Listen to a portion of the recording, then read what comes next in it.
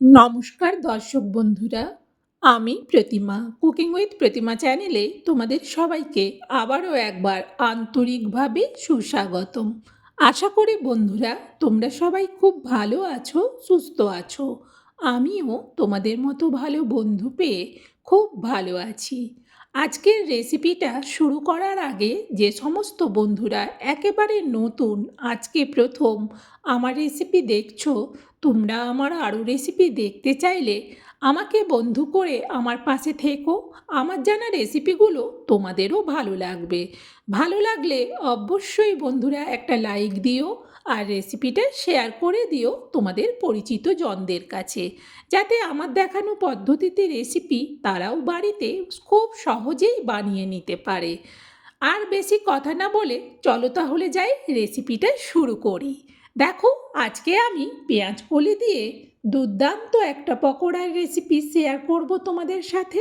তার জন্যে আমি এখানে 300 গ্রাম পেঁয়াজ কলি নিচ্ছি। আমার 300 গ্রাম হলে হয়ে যাবে, তবে তোমরা তোমাদের ফ্যামিলি মেম্বার অনুযায়ী কম বেশি করে নিতে পারো। দেখো, এবার এই পেঁয়াজ কলিগুলো মাঝখান থেকে প্রথমে কেটে দিচ্ছি, তারপর আমি ফুলটাকে বাদ দিয়ে দেবো। এইভাবে সব পেঁয়াজ কলিগুলোকে মাঝখান থেকে কেটে হাফ করে নিলে তাহলে কাটতে সুবিধে হবে। আমি এটা কাঁচির সাহায্যে কাটছি, তোমরা চাইলে বঁটিতে কাটতে পারো। যার যেটাতে সুবিধে হয় সে সেইভাবে পেঁয়াজ কলিটাকে কেটে নিও। আর এই পেঁয়াজ কলিটা কাটতে গেলে একটু জলের মধ্যে কাটতে হবে, না হলে ভীষণ চোখে ঝাঁঝটা লাগে। আর জলের মধ্যে কাটলে তখন কিন্তু অতটা ঝাঁঝ লাগে না। সেই জন্যে আমি একটা বড় জায়গাতে অনেকটা জল নিলাম। এবার কাঁচি দিয়ে একেবারে ছোট ছোট করে পেঁয়াজ কলিগুলোকে কেটে নেব। বন্ধুরা কেউ স্কিপ করে দিও না, স্কিপ করে দিলে বুঝতে পারবে না যে আমি রেসিপিটাতে কিভাবে কি মেশালাম। সেই জন্যে পুরোটা দেখো, তাহলে তোমরাও কিন্তু খুব সহজেই এত টেস্টি রেসিপিটা বাড়িতেই বানিয়ে নিতে পারবে। দেখো, সব পেঁয়াজ কলিগুলো কেটে নিলাম। এইভাবে যতটা সম্ভব ছোট করে কেটে নিতে হবে। এবার এই পেঁয়াজ কলিটাকে ভালো করে ধুয়ে নেব। ধুয়ে নিয়েই কিন্তু আমি ফিরে আসছি। দেখো, পুরো 3-4 বার জল পাল্টে ভালো করে ধুয়ে নিয়েছি।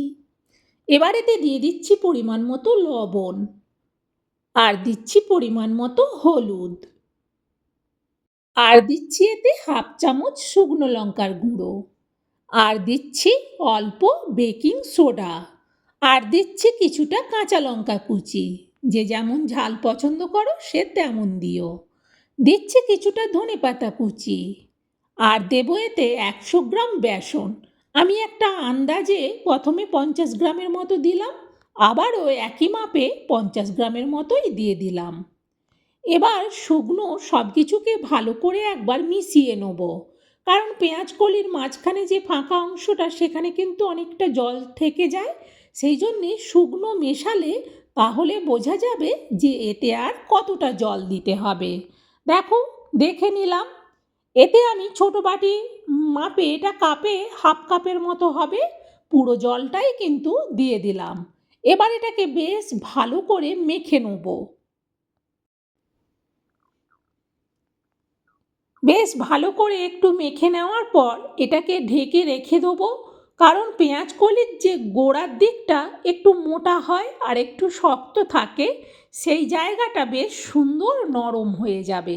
দেখো, মেখে এবার এটা ঢেকে রেখে দেবো। খুব বেশি সময় রাখতে হবে না, মিনিট 5-এর জন্য রাখলেই কিন্তু হবে।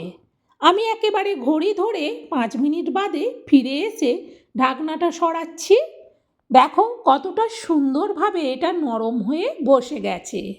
দিয়ে দিচ্ছি কর্নফ্লাওয়ার 4 চামচের মাপে 1 চামচ, আর দিচ্ছি চালের গুঁড়ো, এটা দেবো 4 চামচের মাপে 2 চামচ।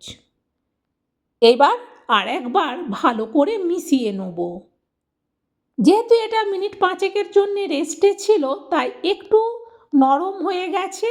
আর ঠিক লাস্টে এইভাবে কর্নফ্লাওয়ার আর চালের গুঁড়োটা দিয়ে মেখে নিলে জিনিসটা একেবারে পারফেক্ট হবে, আর খেতে কিন্তু ভীষণ মুচমুচে হবে। দেখো সুন্দরভাবে মেখে নিয়েছি। এবার আমি গ্যাস জ্বেলে কড়া বসিয়ে দিলাম, দিয়ে দিচ্ছি তেল। তেল একটু বেশি দিচ্ছি, খুন্তি দিয়ে একটু তেলটাকে কড়ার উপর পর্যন্ত চাড়িয়ে নিলাম। কড়া আর তেল বেশ ভালো করে গরম হয়ে গেছে। এবার আমি যতটা জায়গা তেল আছে ঠিক অতটা জায়গায় যতটা ধরবে প্রথমে ততটা দেব, বাকিটা একই রকমভাবে পাটে পাটে ভেজে নেব। দেওয়ার পর 2 মিনিট অপেক্ষা করেছিলাম, এক সাইড হয়ে গেছে। এবার আস্তে করে প্রথমটা একটু উল্টে দেবো। একদম বেশি সময় লাগে না, আর এই সময় কিন্তু গ্যাসটাকে মিডিয়ামে রেখে এগুলোকে একটু ওল্টাতে থাকবো এদিক ওদিক। একটু আস্তে করে এদিক ওদিক ওল্টালেই এগুলো কিন্তু ভীষণ মুচমুচে হয়ে যাবে। ভাজতে কিন্তু একেবারে বেশি সময় লাগে না, বলতে পারো চা হতে হতে এইদিকে কিন্তু এই পকোড়াটা রেডি হয়ে যাবে। আর এই পকোড়া একবার বানিয়ে খেলে সবসময় যখনই হাতের কাছে পেঁয়াজ কলি পাবে আগেই কিন্তু এটা বানিয়ে খেতে ইচ্ছে করবে। এটা এতটাই টেস্টি আর এতটাই ক্রিস্পি হয়। দেখো পকোড়াগুলো ভাজা হয়ে গেছে, এগুলো আমি তুলে নিচ্ছি। আর একই রকমভাবে বাকি পকোড়াগুলোও ভেজে নেব। সত্যিই বলছি পেঁয়াজ কলির এই পকোড়া ভীষণ টেস্টি হয়। তবে ওই যে মেখে একটুক্ষণ রেখে দেবে, তাহলে দেখবে পেঁয়াজ কলিগুলো ভীষণ নরম হয়ে যাবে। আর যখন নরম হয়ে যাবে ঠিক ভাজতে যাওয়ার আগে একটু চালের গুঁড়ি আর কর্নফ্লাওয়ার দিয়ে দিলে রেসিপিটা এত মুচমুচে হয় আর অনেক সময় ধরে কিন্তু এই মুচমুচে ভাবটা থাকে। বন্ধুরা, এইভাবে পেঁয়াজ কলির পকোড়া রেসিপি আমি তোমাদের সাথে শেয়ার করলাম। তোমাদের কেমন লাগলো সেটা অবশ্যই কমেন্টে জানিও। আর বন্ধুরা, ভালো লাগলে কিন্তু একটা লাইক দিতে ভুলো না। তোমাদের একটা লাইক রেসিপি শেয়ার করার উৎসাহ অনেক বাড়িয়ে দেয়।